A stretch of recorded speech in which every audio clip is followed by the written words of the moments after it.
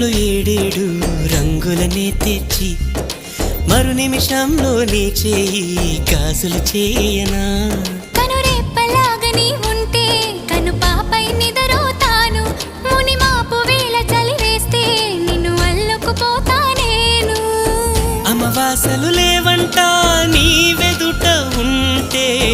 అమ్మల్లే తినిపిస్తా అలిగినవంటే ఓ స్నేహితుడా నా సహచరుడా ఇక నూరేళ్ళు నువ్వేనా తోడు నీడా